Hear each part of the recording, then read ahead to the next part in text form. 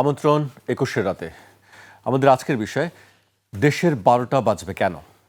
আজকে আমাদের সঙ্গে উপস্থিত আছেন আন্তর্জাতিক সম্পর্ক বিশ্লেষক অধ্যাপক এম শাহিদুজ্জামান। আপনাকে স্বাগত জানাচ্ছি ২১-এর রাতে। ধন্যবাদ।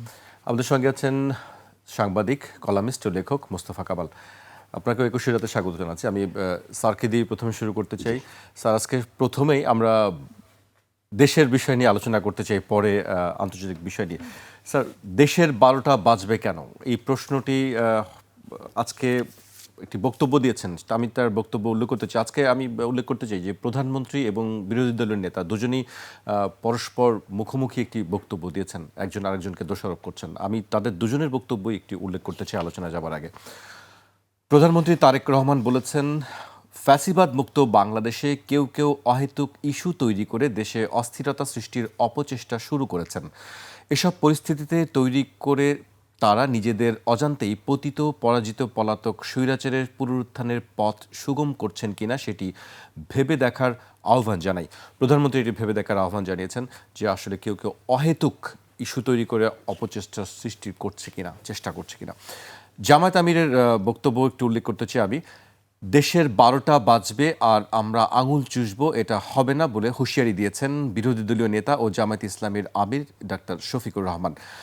জামায়াতের আমির জানান, সবকিছু দেখে মনে হচ্ছে আরেকটি বিপ্লব আসন্ন। সেই বিপ্লবের জন্য আমি দেশবাসীকে প্রস্তুতি নেয়ার আহ্বান জানাচ্ছি। তিনি বলেন, পাপের পরিণতি পেতে কিছুটা সময় লাগে, কিন্তু একসময় সেই পাপই পচে গিয়ে ঝরে পড়ে। এখন সেই পাপে পতন ধরেছে। সরকার যদি তা বুঝতে পারে তাহলে ভালো, না বুঝতে পারলে তাদের পতন কেউ ঠেকাতে পারবে না। আল্লাহর কসম করে বলছি, বাংলার জমিনে কোনো ফ্যাসিবাদকে আমরা সহ্য করব না। স্যার, আপনি দুজনের বক্তব্য শুনেছেন। আজকে আমরা একটি দিন পার করছি যে গণ অভ্যুত্থানের দ্বিতীয় বর্ষপূর্তি পেরিয়ে গেছে। ঠিক এই বর্ষপূর্তির প্রাক্কালে আমরা গত দুদিন ধরেই দেখছি যে ছাত্র সংগঠনগুলোর মধ্যেও একটা উত্তেজনা বিরাজ করছে দেশের বিভিন্ন জায়গায়, সেটি ছড়িয়ে পড়েছে। এক ধরনের বলতে পারেন যে মুখোমুখি, আজকেও বরিশালে সংঘাতে জড়িয়েছে। স্যার, আপনার কাছে কি মনে হচ্ছে যে দেশের ১২টা বাজার কথা কেন বলা হচ্ছে? দেখেন, দেশের ১২টা বাজার কথা বলা হয় কেননা সরকার এখন যে ক্ষমতায় রয়েছে, এই যে কয়েক মাস হয়ে গেল, তার যথেষ্ট উপলব্ধি হওয়ার কথা প্রধানমন্ত্রীর, তার নিজের যে ব্যক্তিগত সামর্থ্য রয়েছে, শক্তি রয়েছে, সেটাকে তিনি কার্যকরভাবে এমনভাবে প্রয়োগ করা উচিত ছিল, যেটা এখনও করছেন না। যে দুর্নীতি, তার আশেপাশে দুর্নীতি ও ক্ষমতার অপপ্রয়োগ যারা করে, তাদেরকে সারা জাতি স্পষ্ট ইঙ্গিত দিয়ে, আঙ্গুল দিয়ে দেখিয়ে দিয়েছে।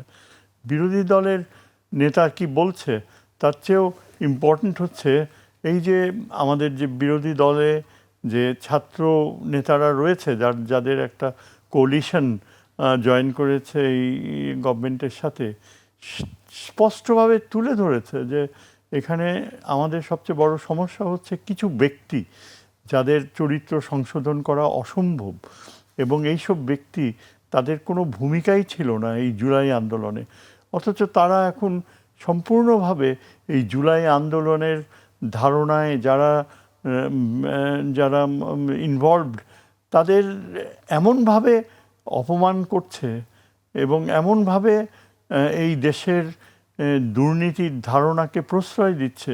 কাদের কথা বলছেন স্যার? আমি এখন নাম ধরে বলবো না, কিন্তু এটা তো আমরা সবাই জানি যে এই যে তারেক প্রধানমন্ত্রী, তার আশেপাশে একেবারে কাছে সবসময় লেগে থাকে, অথচ এমন লোক যে এই জুলাই যে চেতনা ছিল, যে এই সংস্কারের যে ধারণা, এখানে একেবারেই পুরাপুরি এই সংস্কারের ধারণাকে স্যাবোটাজ করছে, এবং এদেরকে দায়িত্ব দেওয়া হয়েছে এই সংস্কার কমিটিতে, এমন ব্যক্তিদের বসানো হয়েছে যারা একদম কন্ট্রোভার্সিয়াল, একদম তাদের জনগ্রহণযোগ্যতা নাই, এবং হাতে গোনা জাস্ট কয়েকজনকে আইডেন্টিফাই করা যায়।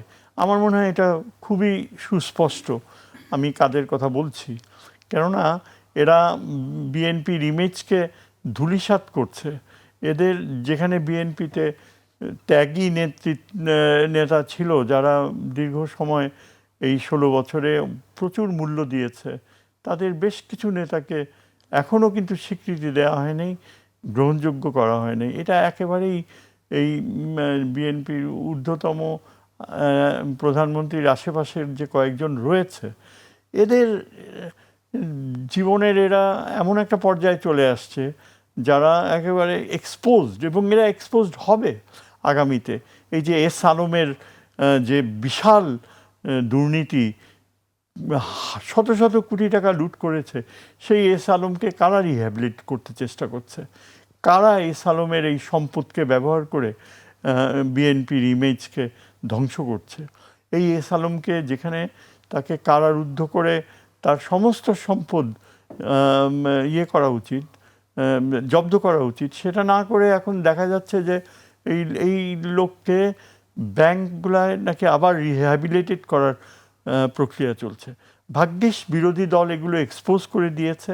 আমি তো মনে করি এখন দেশের সবচেয়ে উৎকৃষ্ট শক্তি হচ্ছে আমাদের যে এই যারা এখন ছাত্র নেতৃত্ব, যারা প্রচুর সাহস নিয়ে কথা বলছে, জামাতের সাথে তাদের একটা সম্পর্ক গড়ে তুলতে হয়েছে যাতে তারা একটা প্ল্যাটফর্ম পায় সংসদে কথা বলার, এবং কথা তারা বলছে, এমনভাবে বলছে যে এই নতুন প্রজন্মের ভবিষ্যতে তারা যে একটা রাজনীতি দেখতে চায়, জুলাই বিপ্লবের ফলে যে রাজনীতি আসার কথা, যে রাজনীতি এখনও গড়ে ওঠেনি, সেটা যেন গড়ে ওঠে তার পক্ষে কথা বলছে। আমার মনে হয় প্রধানমন্ত্রী এগুলোর থেকে বের হয়ে আসবে শিগগিরই। তিনি ক্যাবিনেট রিশাফল করবে, সেখানে আমরা জানি না কে রিশাফলড হবে, তবে জাতি যেটা চায়, যেটা বিএনপির আমার মনে হয় সিংহভাগ সদস্যরা যেটা আশা করে, তারা মনে করে যে জুলাই বিপ্লবকে সম্পূর্ণ শ্রদ্ধার চোখে দেখে জুলাই বিপ্লবের স্পিরিট অ্যান্ড লেটার সেটাকে ফলো করতে হবে। এবং এখানে যারা বাধা হয়ে দাঁড়াচ্ছে প্রধানমন্ত্রী, তারা কখনো প্রধানমন্ত্রীর শুভকাঙ্ক্ষী হতে পারে না। তারা এই যে চেষ্টা করেছিল ভারতের, আজকে যদি এই প্রধানমন্ত্রী যদি এত স্ট্রং অবস্থান না নিত, এই ভারতীয় যে নীতি, যে এই যে শেখ হাসিনাকে প্রশ্রয় দিয়ে রাখছে, এবং যেটা অ্যাটর্নি জেনারেল বলেছে যে সাথে সাথেই ঢাকায় আসলে এই অবৈধ প্রধানমন্ত্রীকে অ্যারেস্ট করা হবে, এবং যেখানে সবচেয়ে বড় বাধা হচ্ছে ভারত, সরাসরি তার কূটনীতিতে আমরা দেখতে পাচ্ছি আজকের এই জুলাই বিপ্লবকে ভারত রিজেক্ট করে। এবং আমার এটাই একটা, প্রধানমন্ত্রীকে আমি ভূয়সী প্রশংসা করি যে ভারতের রিজেকশনকে একেবারে তিনি ছিন্ন ভিন্ন করে ভারতকে কোনো প্রশ্রয় দেয়নি। এখন আমাদের যে অবস্থান, এটা নৈতিকতার অবস্থান। আমরা এখন ক্লিয়ারলি এই পরিস্থিতিতে দাঁড়িয়েছি যে এই সরকার, অ্যাটর্নি জেনারেল যেটা বলেছে সুস্পষ্ট, যে যদি ওই শেখ হাসিনা আসে, she will be placed in the condemned cell, she will be tried for the murder, and exactly যেটা করার সেটা সারা জাতি সেটাই চায়, ওই একটা মাফিয়া দল ছাড়া। ওই মাফিয়া দল তো কোনো রাজনৈতিক দল না।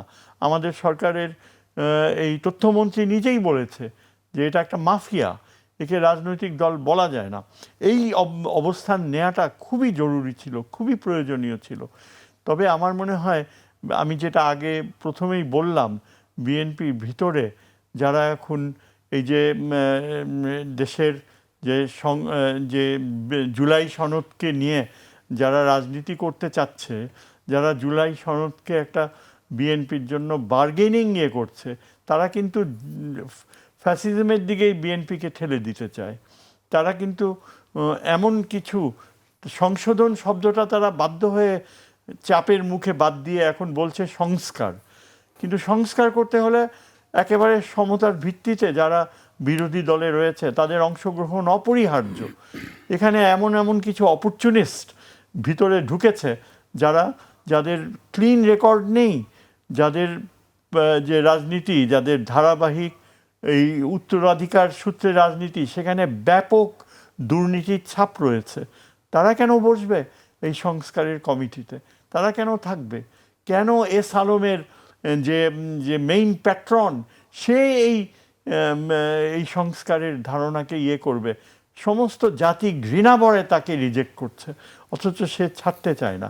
তো আমি এই বলবো যে অপোজিশন লিডার যে কথাগুলো বলেছে সেটা কিন্তু কনস্ট্রাকটিভ, এবং প্রধানমন্ত্রীর উচিত হবে এই আমি আজকে খুবই আনন্দিত হয়েছি যে আমাদের সম্মানিত চিফ কেয়ারটেকার গভর্নমেন্ট তিনি প্রধানমন্ত্রীর পাশে স্থান পেয়েছিলেন। আজকের এই যে আমরা গণভবনকে যে জাদুঘরে পরিণত করা হয়েছে, এবং তিনি একজন বড় আর্কিটেক্ট, এবং প্রধানমন্ত্রী যে তাকে পাশে বসিয়েছে, তাকে যে যোগ্য সম্মান দিয়েছে, এটা প্রধানমন্ত্রীর আত্মা, তার যে বিবেক, সেটা আমি বুঝতে পারি যে তার বিবেক ঠিক জায়গায় রয়েছে, এবং তার বিবেকের প্রতিফলন এমনভাবে আগামীতে ঘটবে যারা দুষ্ট তাদেরকে যেন পরিহার করতে পারে।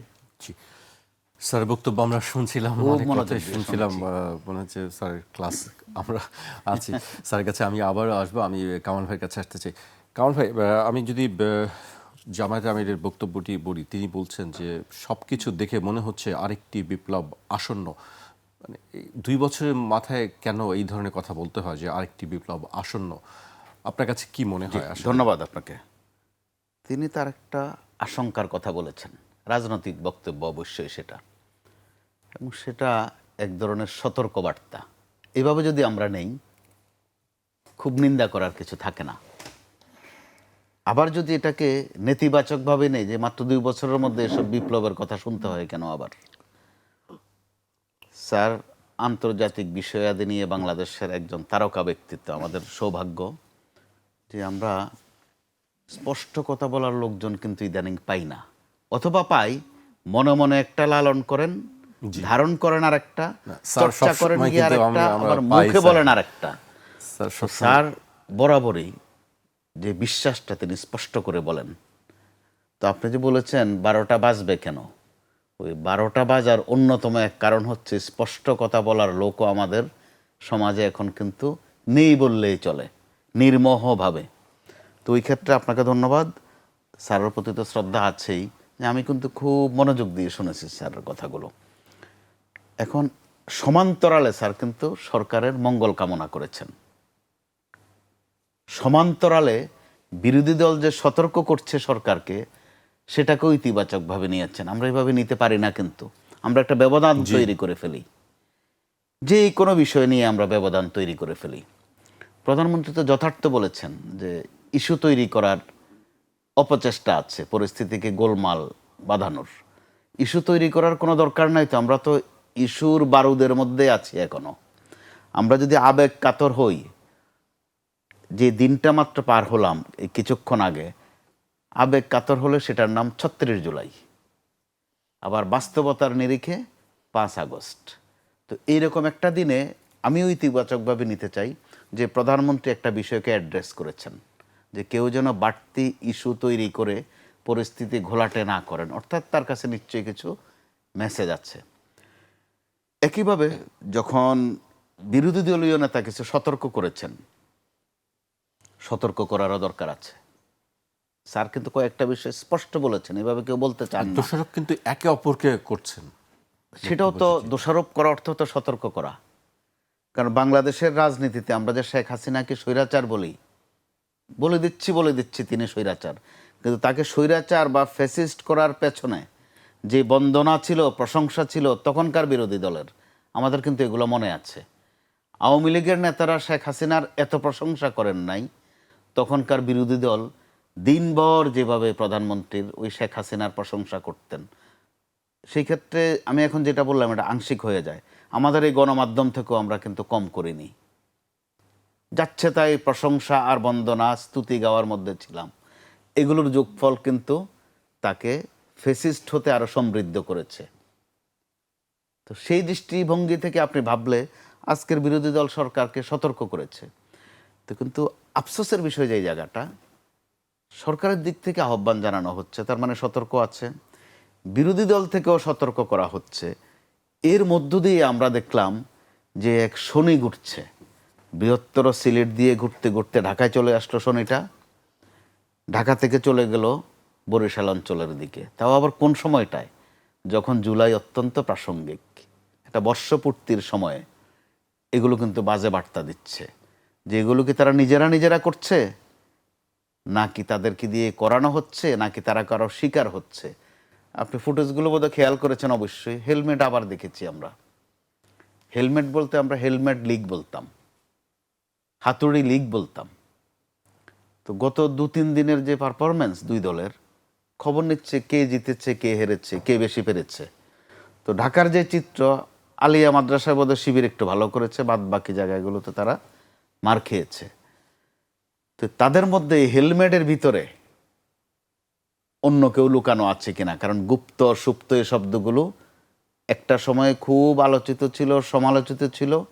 আলোচনা আর সমালোচনার মধ্য দিয়ে তথ্য বের হয়ে গেছে যে কে কোথায় কোন পরিচয়ে ছিল। তো এখনো যে নমুনা আমরা দেখছি হেলমেটের ফাংশন, তার উপর চোখ তুলে ফেলা, চোখ তুলে ফেলা কিন্তু খুব সিগনিফিক্যান্ট। 24 জুলাই আগস্ট আন্দোলনের যে নিহতর সংখ্যাগুলো আপনি খেয়াল করে দেখবেন, অধিকাংশর গুলিটা করা হয়েছে চোখ বরাবর, কপাল বরাবর, গলা বরাবর। এখনো সময়ের ব্যবধানে আপনি দেখেন এই পক্ষগুলোর ছাত্রদল, এনসিপি, শিবির, সিলেট অঞ্চলে চোখ তুলে ফেলা হলো একটা ছেলের। এই চোখটা আর ফেরত আসবে না। তারা হয়তো তাদের ভুল শুধরাবেন, কোনটা শুদ্ধ করেছেন, কোনটা ভুল করেছেন, আবার কোলাকুলি করবেন।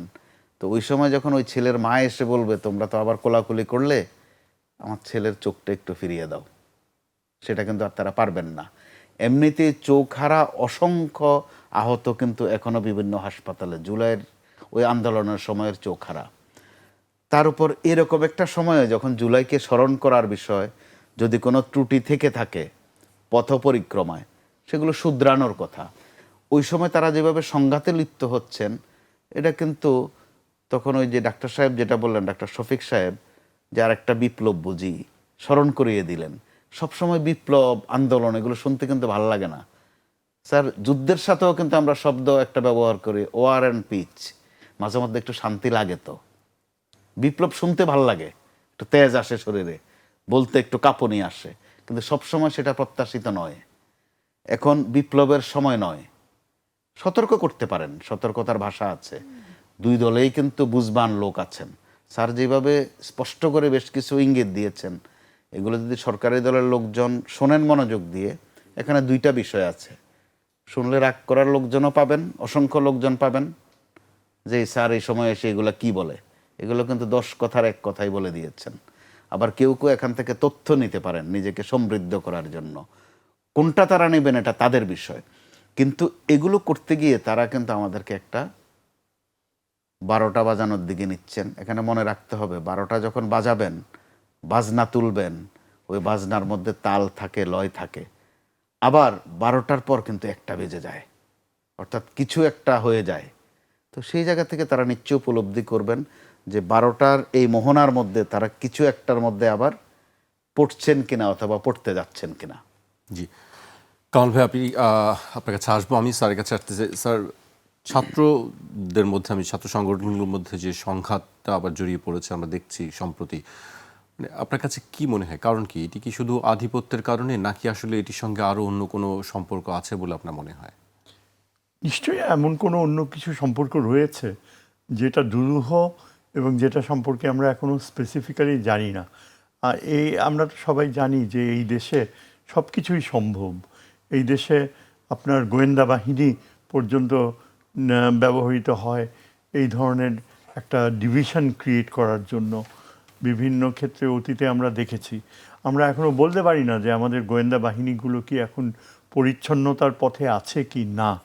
আমরা তো আশা করব যে তারা আগেকার সেই এই ফ্যাসিস্ট আমলে যেভাবে ব্যবহৃত হয়েছে, এখন আর এই দেশে বিভাজন সৃষ্টি করার প্রক্রিয়ায় তারা যেন ব্যবহৃত না হয়। এরপরে আমার মনে হয় যেটা আমাদেরকে খুবই আক্রান্ত করে, করে যে এখানে সবাই খুব সেন্সিটিভ এবং খুবই কশাসলি দেখছে যে এই সরকারের যে ছাত্র সংগঠনটি, ছাত্রদল, তাদের আচরণ কেমন, যার ফলে তারা বিভিন্ন শিক্ষা প্রতিষ্ঠানে নৈতিকতার সমর্থন পাবে কি না। তাদেরকে একটা জিনিস কিন্তু তাদের মনে রাখতে হবে যে ছাত্রলীগের সময় ছাত্রলীগ একচেটিয়াভাবে তাদের মূল্যবোধকে চাপিয়ে দিয়েছে, কেউ মুখ খুলতে পারতো না, যার ফলে এই এক্সপ্লোশনটা ঘটেছে গত জুলাইয়ে, যে একেবারে স্বতঃস্ফূর্তভাবে সাধারণ ছাত্ররা প্রত্যেকটা বিশ্ববিদ্যালয়ে তাদের যে ভোটিং রাইট প্রয়োগ করেছে। একটা অভূতপূর্ব আনএক্সপেক্টেড বাস্তবতা যে যেই সংগঠনটিকে বলা হয় যে স্বাধীনতার পক্ষের শক্তি, বিপক্ষের শক্তি ৭১-এ, তারাই একেবারে সুইপ করে চলে আসলো সমস্ত পাবলিক ইউনিভার্সিটিগুলোতে, এমনকি প্রাইভেট ইউনিভার্সিটিগুলোতেও। এটার ইঙ্গিত কি? এটার ইঙ্গিত হচ্ছে যে সাধারণ ছাত্ররা কিন্তু মূল্যবোধকে প্রাধান্য দেয়। আপনি ৭১-এর কথা বলবেন, আপনি ৭১-এর ধারণার কথা বলবেন, অথচ কাজের বেলায় আপনার সামান্য সহনশীলতা থাকবে না। আজকে ওই পর্যায়ে আমরা যাওয়ার কালো মেঘ দেখতে পাচ্ছি যে এই যে সরকারি দলের সংগঠনটি, তাদেরকে বারবার চিন্তা করতে হবে যে সাধারণভাবে তারা যদি লাঠিসোঁটা নিয়ে, রামদাও নিয়ে তারা বের হয়, আমরা মিডিয়াতে এটা বারবার দেখতে পাচ্ছি। এখন তো আবার আপনার মিডিয়া শুধু তাৎক্ষণিক না, কয়েকদিন পরে আপনি বারবার রিপিট করে ওই পডকাস্টগুলোতে দেখতে পান যে কি হচ্ছে না হচ্ছে। এগুলো সব কিন্তু দর্শন করছে সাধারণ জনগণ, কোটি কোটি মানুষ। এবং এটা অত্যন্ত দুশ্চিন্তার বিষয় যে আমি নিজেই দুশ্চিন্তাগ্রস্ত বোধ করি যে সরকারের যে ছাত্রদল, তারা কি সাধারণ ছাত্রদের কাছে এমন কিছু করছে যে তারা গ্রহণযোগ্যতা হারাবে? সেটা যদি হয় তাহলে কিন্তু তাদের জন্য এটা একটা বড় অশনি সংকেত। তখনই তারা যাদেরকে রাইভাল মনে করে, যাদেরকে এই যে একদিকে ছাত্র শিবির, আবার অপর দিকে যে ছাত্রদের যে পলিটিক্যাল পার্টি যারা জামাতের সাথে কোলিশনে রয়েছে, পার্লামেন্টে রয়েছে, এদের প্রতি তখন কিন্তু সাধারণ ছাত্ররা বাধ্য হয়ে ঝুঁকে পড়বে। এবং এভাবেই কিন্তু নতুন করে দেশে একটা আগুন জ্বলার, স্পার্ক হওয়ার পরিস্থিতি সৃষ্টি হয়। এখন কিন্তু আমরা তার পূর্বাভাস দেখতে পাচ্ছি যে আমরা তো সবাই জানি যে কিভাবে এই যে বিভিন্ন বিশ্ববিদ্যালয়গুলোতে এখন হঠাৎ করে ছাত্র দলের সাথে সংঘাত হচ্ছে ছাত্র শিবিরের, আর অন্য যে ছাত্র সংগঠনটি বিরোধী দলে রয়েছে তাদের প্রতি তো একেবারে সাপে নেউলি সম্পর্ক। এটা তো তাদেরকে কিভাবে করবে, এটা অনেক কঠিন কাজ। কারণ হ্যাবিচুয়াল পারফরমেন্স, এই যে ছাত্রলীগ যে মূল্যবোধ সৃষ্টি করে গিয়েছে, চরমভাবে মাফিয়া স্টাইলে তারা কন্ট্রোল করত, এই মূল্যবোধকে কপি করার একটা বড় প্রবণতা থাকাটা অস্বাভাবিক না। কারণ এই যে ছাত্রদল, ওরা এখন ক্ষমতাশীল দলের অঙ্গ। তারা মনে করে যে পুলিশ, আইন প্রয়োগকারী সংস্থা সব কিছু রয়েছে তাদের পাশে। আনফর্চুনেটলি এখানে যে আইন প্রয়োগকারী সংস্থার দায়িত্বে যিনি থাকবেন, তিনি সরকারের একজন সাধারণ মানুষের এবং সরকারের যে প্রধানমন্ত্রীর অত্যন্ত আস্থাভাজন কার্যকর অর্থে হবে, এটা আমরা দেখতে চাই।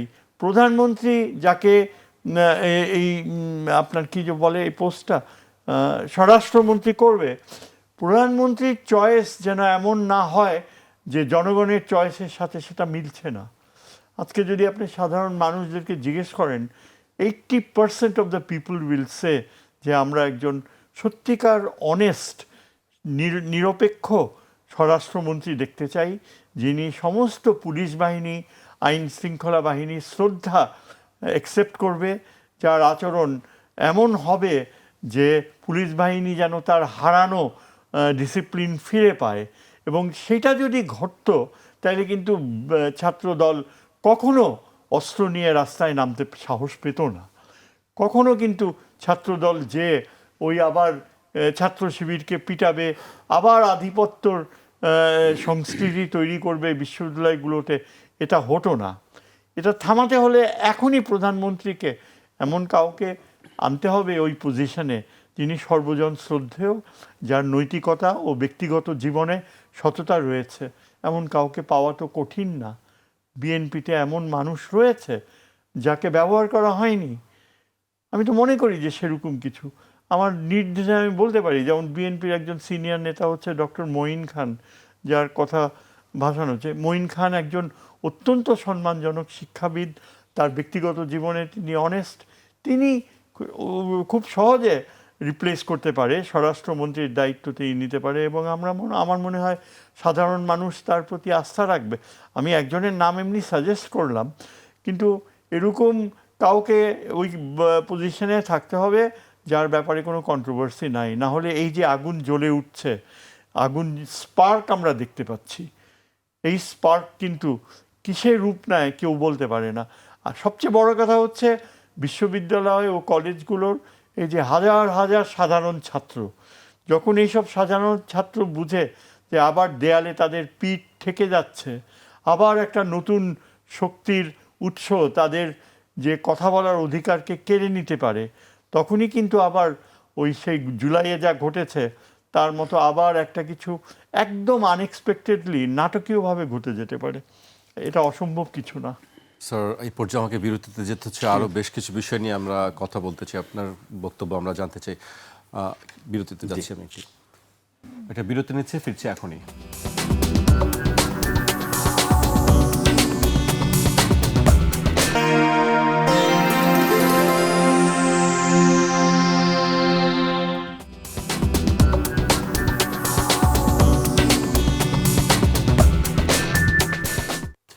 বিরতির পর আবারও স্বাগত। আপনারা দেখছেন ২১-এর রাত। আমাদের সঙ্গে আছেন আন্তর্জাতিক সম্পর্ক বিশ্লেষক অধ্যাপক এম শাহিদুজ্জামান এবং সাংবাদিক, লেখক ও কলামিস্ট মোস্তফা কামাল। আমি কামাল ভাইকে দিয়ে পর্বে শুরু করতে চাই। কামাল ভাই, আমি যদি একজন নিরপেক্ষ জায়গা বা সাংবাদিক হিসেবে আমি আপনার কাছে জানতে চাই যে আসলে গত ২ বছরে আপনি কি দেখলেন আসলে? ধন্যবাদ আপনাকে, এটাও গুরুত্বপূর্ণ প্রশ্ন। ২ বছরে ডক্টর ইউনূসের সময়টা একভাবে দেখেছি, আর গত ৬ মাস আরেকভাবে দেখছি। তো এখানে খুব প্রাসঙ্গিক স্যার যেটা বলছিলেন, ছাত্রদল শুধু একটা সংগঠন নয়, একটা ফ্যাক্টর কিন্তু এই সময়ে বাংলাদেশের জন্য সাবজেক্ট। কেন? যেহেতু ছাত্রলীগ এই ধরনের কাণ্ডকীর্তি করে গেছে, জুলাইকে যখন আমরা আলোচনা করতে যাব, নানান ঘটনা সামনে আসবে, ওখানে মোটা দাগে ছাত্রলীগ নামে একটি সংগঠন আসে। আপনার বোধহয় মনে থাকার কথা, তখনকার যিনি আওয়ামী লীগের সাধারণ সম্পাদক ছিলেন, প্রতিদিনে ওনাকে নিয়ে আমাদের হেডলাইন করতে হতো, ওনার খিঁচুনি দেখাতে হতো। একটা পর্যায়ে তিনি বলেছিলেন যে এইসব ছাত্রদেরকে দমাতে আমাদের ছাত্রলীগে যথেষ্ট। খেয়াল করেন কথার ওজন কোন জায়গায়। তো এগুলো মানুষ ভালোভাবে নেয়নি। তো ছাত্রদলের কথা বলছি এই কারণে, ছাত্রদলের মধ্যে মানুষ ছাত্রলীগের ছায়া দেখতে চায় না। তো আবার কে ছাত্রদল, কে ছাত্রলীগ, কে ছাত্র শিবির, তাদের কিন্তু কোনো ড্রেস কোড নাই যে ড্রেস দেখে বুঝে নেব যে কে কি। লীগ আসছে কোত্থেকে এখন এখানে? আসছে তো অনিবার্যভাবে, পারিপার্শ্বিকতায়, সার্কামস্টেন্সে আমরা কিন্তু নমুনা দেখছি। লীগ তো একটা নাম, বেসিক্যালি একটা আচরণ। কিন্তু তারা এখানে ওখানে আছে, এইটা নিয়ে আমরা কিন্তু পাল্টা বক্তব্য ২ দলের থেকেই অনেকবার শুনেছি যে এখানে ওরা পাত্তা দিচ্ছে, ওরা পাত্তা দিচ্ছে, তারা নিয়ে আসছে। অর্থাৎ তারা পাত্তা পেয়ে যাচ্ছে, এটা হচ্ছে সঠিক তথ্য। এখন কে বেশি দিচ্ছে, কে কম দিচ্ছে, কে কাকে মোকাবেলা করার জন্য কাকে হায়ার করছে, এগুলো হয়তো কিছুদিন পরে আমরা নাম দাম সহ জানবো, হয়তো ফুটেজও দেখব, কারণ এই অভিজ্ঞতা আমাদের আছে। তো এখন যে সংঘাতগুলো হচ্ছে, সংঘাতের কিছু উসিলা লাগে কিন্তু কখনো কখনো, যে হয়তো সামনে একটা নির্বাচন আছে। সচরাচর নির্বাচনটাকে আমরা দেখি, হোক এটা জাতীয় সংসদ নির্বাচন, হোক ছাত্র সংসদ নির্বাচন, স্থানীয় নির্বাচন, ইমিডিয়েটলি ওই ধরনের কিছু নাই। কি নিয়ে হয়? আপনি সিলেটের অঞ্চলটা দেখেন, যেটা শুরু হলো উৎপত্তি মৌলভীবাজার থেকে সিলেট পর্যন্ত, হবিগঞ্জ সহ। কি নিয়ে শুরু হলো? কয়েকটা মন্তব্য নিয়ে, কয়েকটা কটু কথা নিয়ে। আবার ঢাকায়ও কিন্তু আমরা দেখলাম যে মুখের কাজ যত না হচ্ছে, অর্থাৎ গালিগালাজ, হাতের কাজ বেশি হয়ে যাচ্ছে, অর্থাৎ মারামারি। এগুলো তো বাজে বার্তা দিচ্ছে। মারার স্টাইল দেখেও তো নমুনা বুঝি আমরা, হেলমেট দেখলেও তো কিছু একটা বুঝে নিতে পারি। হাতে যেসব জিনিস নিয়ে তারা ঘুরছে, ওই হাঁটা চলা দেখেও কিন্তু আমরা বুঝতে পারি যে তারা কারা বা স্টাইলটা কাদের। তারা কারা যদি নাও বুঝতে পারি, যে তাদের স্টাইলটা কাদের, ঢংটা কাদের। তো ছাত্রদল প্রশ্নে একটা কথা না বললেই নয়। ছাত্রদলকে বলা হতো এক সময় যে বিএনপির প্রাণ শক্তি, নিউক্লিয়াস পাওয়ার। আপনার তো বোধহয় নিশ্চয়ই মনে আছে, ৯১-তে বিএনপি ক্ষমতায় আসবে, এটা কিন্তু খুব একটা আলোচনায় ছিল না। আওয়ামী লীগ তো ক্ষমতায় এসেই গেছে, শুধু তাদের পোর্টফোলিও ভাগ করাটা বাকি। তারপর এটা বাজারে ছড়ে গেছে যে কে কি হচ্ছেন। 91-তে বিএনপির ক্ষমতায় আসার পেছনে ছাত্রদলের সৌন্দর্য কিন্তু কাজ করেছিল, ছাত্রদলের শক্তি কাজ করেছিল। পরবর্তীতে ছাত্রদল কিন্তু বিএনপিকে অনেক ভুগিয়েছে, নিজেরাও তারা সংঘাত করেছে, অনেক লাশ পড়েছে তাদের। এই গত আন্দোলনেও ছাত্রদলের কিন্তু একটা ব্যাপক ভূমিকা, যেটা পরবর্তীতে আমরা একটু একটু করে জেনেছি, যেখানে যিনি আজকের প্রধানমন্ত্রী তার একটা সম্পৃক্ততা ছিল, বুদ্ধি পরামর্শ দেয়া। এবং বিশেষ করে 2, 3, 4 আগস্ট যে কোটা সংস্কার বিরোধী ছাত্রদের সাথে মিলেমিশে কাজ করা, এটা কিন্তু এক মুন্সিয়ানার পরিচয় ছিল। কিন্তু আমরা নির্বাচনের পর থেকে বিশেষ করে যেটা দেখছি, তাদের মধ্যে সংঘাতের মাত্রাটা, আক্রমণের মাত্রাটা, অন্তত অরালি যেটা করে, মুখে যেই শব্দগুলো উচ্চারণ করে, ওই সম্প্রীতিটা আর নেই। এমনকি সর্বশেষ পর্যায়ে এটা কিন্তু চরিত্র হননের জায়গায় চলে এসেছে মারাত্মকভাবে। কে কাকে কি ট্যাগ দেবে, কে কাকে কি পরিস্থিতিতে আটকিয়ে বলবে যে আমরাও একটা কট করেছি। এই শব্দটা খুব ব্যবহার হয় যে আমরা একটা কট করেছি, এটার জবাব দিতে গিয়ে তারা আরও 2টা করে কোথাও। তো আমার কাছে যেসব তথ্য আছে তাকে দেখা যাচ্ছে যে তাদের মধ্যে একটা প্রতিযোগিতা আছে। তো এই প্রতিযোগিতার নেপথ্য কারণ যেমন এখনও স্পষ্ট নয়, নেপথ্য কুশীলবও স্পষ্ট নয়। আমার জন্ম জেলা কুমিল্লা, তো ওখানে একটা গ্রামীণ প্রবাদ আছে, বলা হয় যে খড়কুটায় আগুন দিয়া পেতনি থাকে দূরে খাড়াইয়া। পেতনি অর্থাৎ ভূত, কিন্তু নিম্নমানের ভূত। তো এই মুহূর্তে কোনো পেতনির কাণ্ডকীর্তি আছে কিনা ছাত্রদল এবং ছাত্র শিবির 2 দলকে কিন্তু সিরিয়াসলি ভাবতে হবে যে তাদেরকে উস্কাচ্ছে কারা, কি নিয়ে। এখন কিন্তু কোনো হলে বা কোনো ক্যাম্পাসে গণরুম আছে বলে আমরা জানি না, বা কোনো টর্চার সেল আছে বলেও আমরা জানি না। কি আছে? একটু হিম্মত দেখানো, প্রভাব দেখানো। তো ছাত্রদের মধ্যে তো সেটা থাকে, এক ধরনের হিরোইজমের একটা ভাব থাকে। তো সেটা দেখাক। ছাত্রদলও প্রচুর মেধাবী আছে, ছাত্র শিবিরে প্রচুর মেধাবী আছে, এ নিয়ে বিতর্ক আছে যে কার বেশি আছে কার কম আছে। তো মেধার সংঘর্ষ হোক। আপনাদের তো স্লোগান ছিল কোটা না মেধা, কিন্তু আমরা মেধার চর্চা কিন্তু দেখছি না, অর্থাৎ মগজের চর্চা দেখছি না, হাতের চর্চাটা দেখে ফেলছি বেশি। এই হাতের কাজ, যে হাতের কাজ তারা এখন করছেন, এই হাতের কাজ অটোমেটিক্যালি আপনি শিরোনাম না করলেও বলতে বাধ্য হয়ে যাচ্ছে যে কে কার 12টা বাজাচ্ছেন। তবে 12টা যে বাজতে যাচ্ছে এটা নিয়ে কিন্তু কোনো বিতর্ক নাই, কার 12টা বাজবে সেটা হচ্ছে বিষয়। অর্থাৎ 12টাকে যদি আরও সাবলীল করি, সর্বনাশ হচ্ছে, সর্বনাশকে তারা আমন্ত্রণ জানাচ্ছেন। তো কোন সময়টা আবার আন্দোলন প্রশ্নে, ঐতিহাসিক সময়ের প্রশ্নে একটা পবিত্র সময়, একটা অর্জনের সময়, একটা বিপ্লবের সময়। তো ওই সময়টা তারা কিন্তু মানুষকে ধারণাটা ভালো দিচ্ছেন না, কোনো সংগঠনে না। ছাত্র শিবিরকে আমরা মেধাবী মনে করি যে তাদের ওখানে মেধাবীর সংখ্যা বেশি, কিন্তু তাদের সম্পর্ক যত কয়েকদিন ধরে রাজশাহী ইউনিভার্সিটিতে, বেগম রোকেয়ায়, এমনকি ঢাকা বিশ্ববিদ্যালয়ে যেসব আচরণ দেখছি, এগুলো কিন্তু শিবিরের সাথে যায় না। শিবিরকে এমনি মনে করা হয় যে তারা একটু কুসুম মেধাবী থাকে, একটু শালীন থাকে, কিন্তু ওখানে আমরা ব্যত্যয় দেখছি। আবার ছাত্রদল যেহেতু ক্ষমতাসীন দলের সংগঠন, তাদের কিন্তু দায়িত্ব বেশি, তারা সবচেয়ে বড় সংগঠন বাংলাদেশে। বিএনপি আপনি করেন আমি না করি তাতে কারো কিচ্ছু যায় আসে না। বিএনপি একটি বৃহৎ সংগঠন, তার উপর ক্ষমতায় আছে বিশাল সমর্থন নিয়ে। তো তাদের এটা সবার আগে কিন্তু উপলব্ধি করার বিষয় আছে। মুরব্বীর কিন্তু দায়িত্ব বেশি, যে বড় তার দায়িত্বও বেশি। কিন্তু আমরা দেখি একইভাবে যেমন ছাত্র সংগঠনে গোলমাল বাজছে, বৃহত্তর অর্থাৎ মাদার সংগঠনের মধ্যেও কিন্তু গোলমাল বাজছে। কি নিয়ে একটাও কিন্তু স্পষ্ট নয়। আপনি দেখেন বিদ্যুতের এই পরিস্থিতি, এ নিয়ে কথাবার্তা নেই। হঠাৎ করে বাজার আবার চড়ে গেল, এ নিয়ে কথাবার্তা নেই। কি নিয়ে? কিছু শব্দ নিয়ে, কোনটারে সংস্কার কয়, কোনটারে সংশোধন কয়, কি এক তর্জমা যেন আমাদেরকে আবার শিখাচ্ছেন, তারা অভিধান শিখাচ্ছেন। সাধারণ মানুষও তো বোঝে যে সংস্কার বলেন আর পরিবর্তন বলেন, আর যদি মনে করেন যে ঝামেলা আরও দূর করবেন, এগুলো কঠিন কঠিন বাংলা, তো একটু মেরামত তো হওয়া দরকার আপনাদের। মেরামত শব্দটাই ব্যবহার করেন না। জি, তো মেরামত যে হওয়া দরকার এটা তো 2 পক্ষই বলেছিলেন, ঘোষণা দিয়ে বলেছিলেন।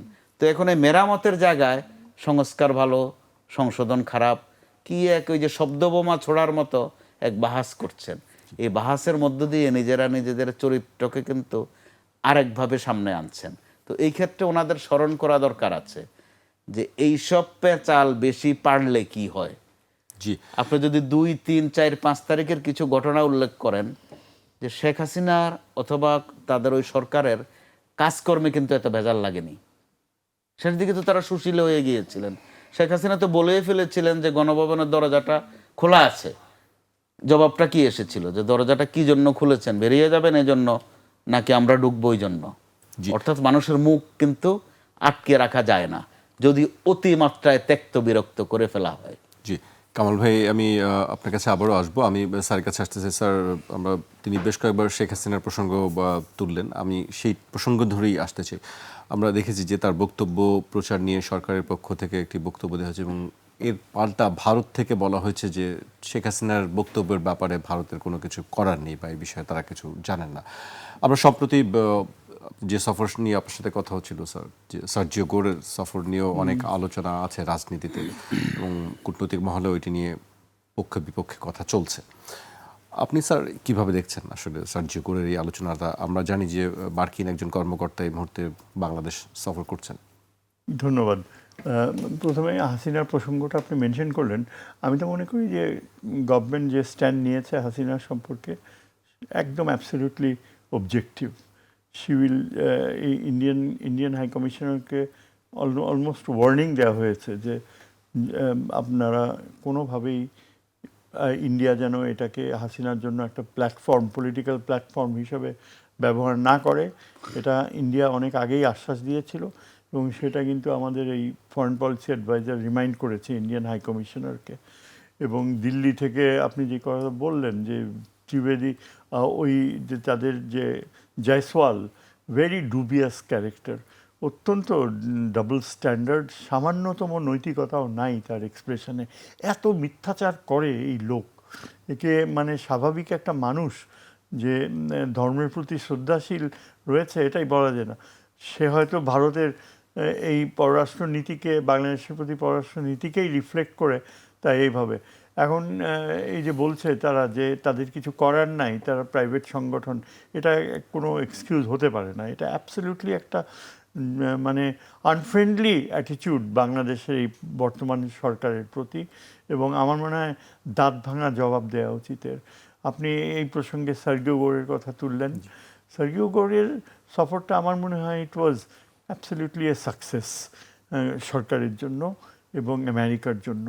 তার প্রমাণ তো আমরা দেখতে পাচ্ছি, যতই রটনা রটাক না কেন, এত মানে অসহ্য এইসব মানে দুর্নাম যে সার্জিও গোরে কেন ইন্ডিয়ার সাথে রিপ্রেজেন্টেটিভের সাথে দেখা করলো, আওয়ামী লীগের সাথে দেখা করলো, এটা কি আমেরিকান ডিপ্লোম্যাটকে জোর করে বলে দিবেন নাকি? যে তাহলে তো ওই সাবের হোসেন চৌধুরীকে জেলে আটকে রাখা উচিত ছিল, সেটা তো গভর্নমেন্ট করেনি। সুতরাং যদি এখন সার্জিও গোর যে কথা বলে, রাজি হয় কথা বলতে, এখানে তো কিছু করার নাই গভর্নমেন্টের। আর এমন কোনো মহাভারত অশুদ্ধ হয়ে যায়নি, এটা একদম টোটালি ফেলিওর হয়েছে। আমেরিকা ইন্ডিয়ান হাই কমিশনে দেখা করলো, সে একেবারে ওই আমাদের সার্জিও দেখা করার পরেই সে সাথে সাথে প্লেনে ছুটলো দিল্লিতে। এই বৃদ্ধ বয়সে তো তার স্নায়ুর উপর চাপও পড়ে, এবং দিল্লিতে যে তিনি যা বললেন, আমার কাছে মোটেও মনে হয় না যে দিল্লিতে তিনি কোনো গুড নিউজ নিয়ে গিয়েছে।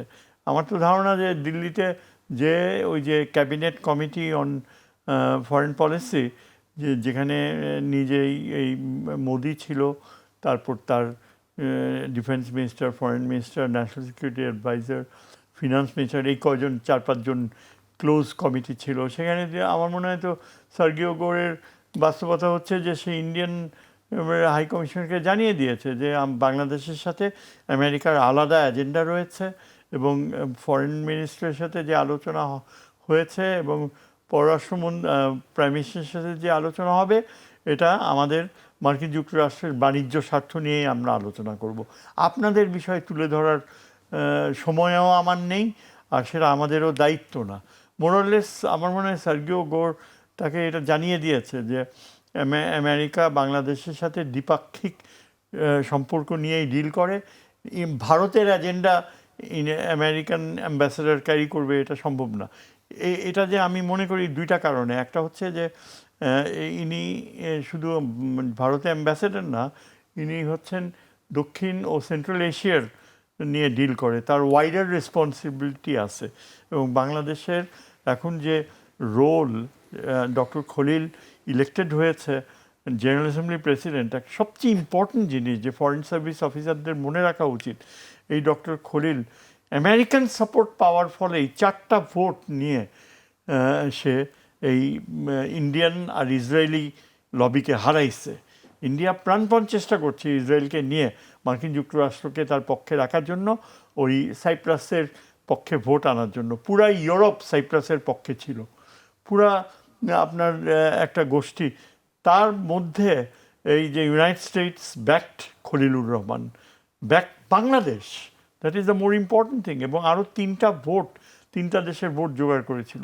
ওই কয়টা ভোট এত ইম্পর্টেন্ট ছিল যে ইন্ডিয়া কল্পনাও করতে পারে নাই যে বাংলাদেশ জিততে পারবে। এটা তাদের জন্য একেবারে হার্ট অ্যাটাক এর মতো অবস্থা হয়েছে।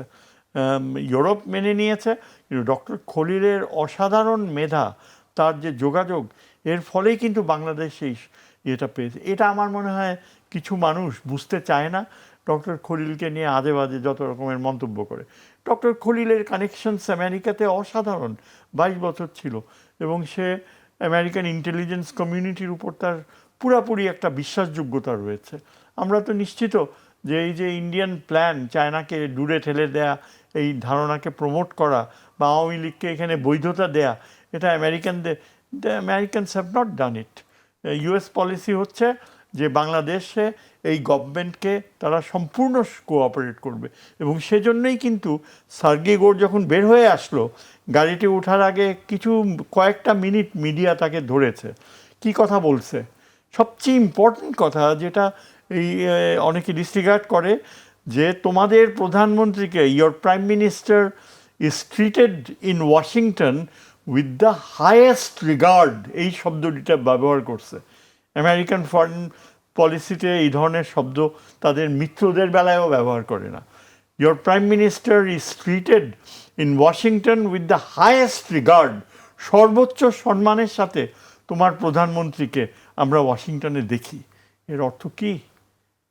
এর অর্থ হচ্ছে ভারতের আর ত্রিবেদীর গালে স্পষ্ট চপেটাঘাত। এই জন্য ত্রিবেদী হাপুস করতে করতে প্লেনে উঠছে আর হাসিনার সাথে দেখা করছে। হাসিনা তো এখন কাঁদতে কাঁদতে শেষ। আসল কাহিনী হচ্ছে আজকে কিছু বলতে পারবে? আমেরিকার সাহায্য জীবনেও তার জন্য আসবে না। আমেরিকা ইজ কনসার্ন উইথ এই যে দেখেন, আমেরিকান প্যাসিফিক কমান্ডার একদিনের মধ্যে ঢাকায় চলে আসছে। আমি ওই ভিডিও ক্লিপিংটা দেখলাম। He is the Pacific commander, full admiral, এবং পুরা ইন্ডিয়ার বাপেরও সাধ্য নাই যে প্যাসিফিক কমান্ডারের যে বাংলাদেশের সাথে সম্পর্ক সেটাকে সামান্য ইনফ্লুয়েন্স করবে। আমি দেখলাম যে সে আমাদের নেভি চিফের সাথে মিট করছে।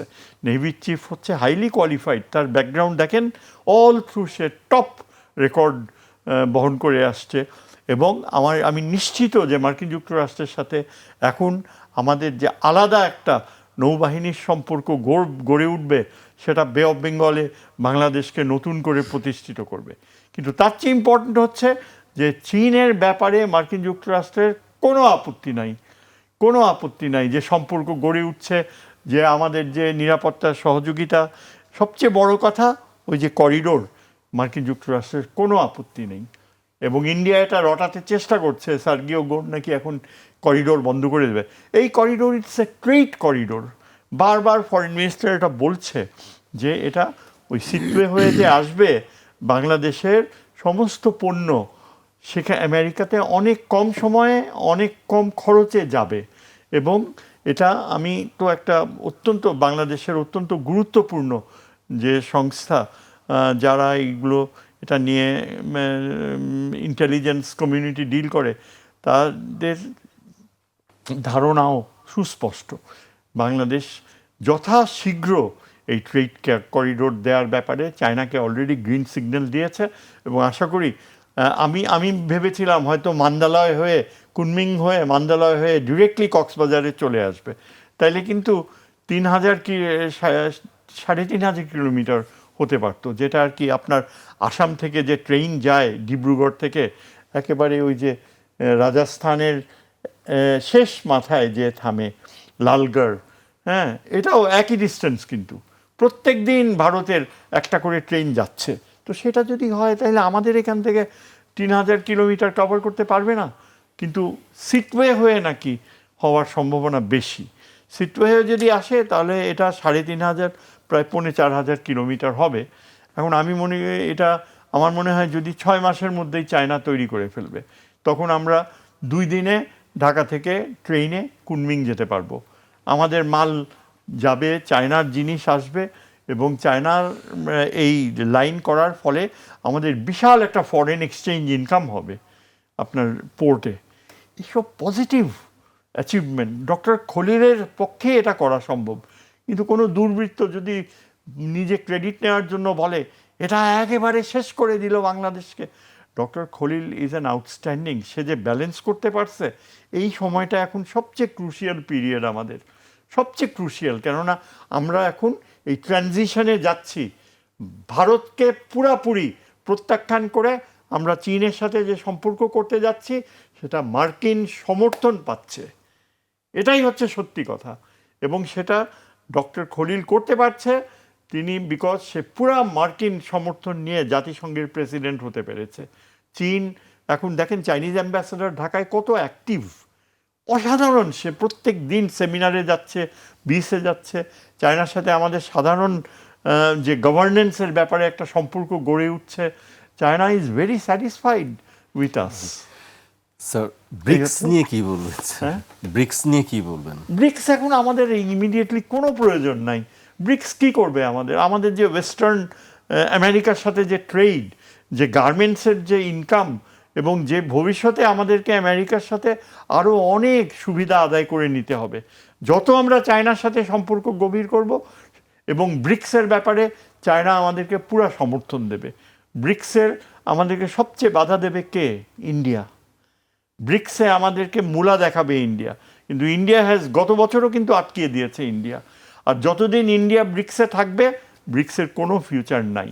ইন্ডিয়া যেখানে ঢোকে আন্তর্জাতিক সংগঠন, সেটা তারা ধ্বংস করে দেয়। দেখেন এই যে বিমস্টেক, এর কোনো অ্যাক্টিভিটি আছে? ইন্ডিয়া বিমস্টেককে তৈরি করেছে সার্ককে ধ্বংস করার জন্য। আমরা চাই সার্ক রিভাইটালাইজড হোক। আমরা চাই ইন্ডিয়াকে ঘাড়ে ধরে নেপাল, ভুটান, শ্রীলঙ্কা, মালদ্বীপ, সবগুলা দেশ, বাংলাদেশ, পাকিস্তান, আফগানিস্তান, ঘাড়ে ধরে ইন্ডিয়াকে এখন বাধ্য করা হবে। যে ইন্ডিয়া মনে করতো যে বাংলাদেশের উপর তাদের কর্তৃত্ব থাকবে, সেটা এখন আমরা আল্লাহর রহমতে, সৃষ্টিকর্তার রহমতে সেখান থেকে আমরা বের হয়ে আসতে পারছি। এজন্য আমি আমাদের প্রধানমন্ত্রীকে ক্রেডিট দেই। প্রধানমন্ত্রী কিন্তু জিরো এই অবস্থান নিয়েছে, এবং আই এম ভেরি হ্যাপি যে সে দিল্লিতে যাচ্ছে না। দিল্লিতে যাওয়ার কোনো প্রয়োজন নাই। দিল্লিতে যাওয়ার তার চেয়ে আরও ইম্পর্ট্যান্ট হচ্ছে আমাদের এখন চীন আর আমেরিকাকে ব্যালেন্স করে আমার বাংলাদেশের যে ভবিষ্যৎ, যে ট্রেড ডেফিসিট, আমাদের যে করুণ অবস্থা, সেটা অর্থনীতিটাকে বের করে আনা। এবং সেই বিষয়ে মার্কিন যুক্তরাষ্ট্র আর চীনই হচ্ছে আমাদের সবচেয়ে বড় সঙ্গী। জি, আমাকে স্যার এখানেই শেষ করতে হচ্ছে। স্যারের অনেক বক্তব্য আমরা শুনলাম, আরও অনেক কিছু রয়ে গেছে, হয়তো নিশ্চয়ই আগামীতে সেই কথাগুলো আমরা জানার সুযোগ পাবো। স্যার, আপনাকে অনেক ধন্যবাদ আমাদেরকে সময় দেওয়ার জন্য। Thank you. কামাল ভাই, আপনাকেও ধন্যবাদ। আমাকে শেষ করতে হচ্ছে এখানে।